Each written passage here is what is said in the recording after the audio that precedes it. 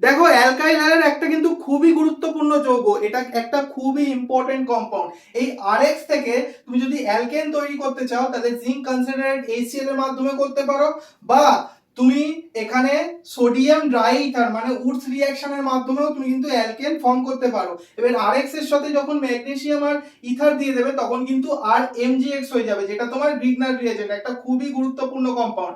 এবার আরএক্স এর সাথে যদি অ্যালকোহলিক KOH বা NOH দিয়ে দাও তাহলে অ্যালকিন ফর্ম হবে, আর অ্যাকুয়াস KOH বা NOH দিয়ে দিলে অ্যালকোহল ফর্ম হবে। আর আরএক্স এর সাথে লিথিয়াম ডাইইথার CuX 8-X যদি দিয়ে দাও, এটা বেসিক্যালি কোরে হাউস সিনথেসিস রিঅ্যাকশন হয়, এখানেও তুমি অ্যালকেন পাবে। এই অ্যালকেনটা আনসিমেট্রিক্যাল অ্যালকেন আমরা কিন্তু পাই জেনারেলি, আর এক্সাম্পল দিয়ে পুরো জিনিসটা তোমরা কিন্তু ভালোভাবে বুঝতে পারো। একটা এক্সাম্পল আমি দিয়ে দিচ্ছি, দেখে নিতে পারো।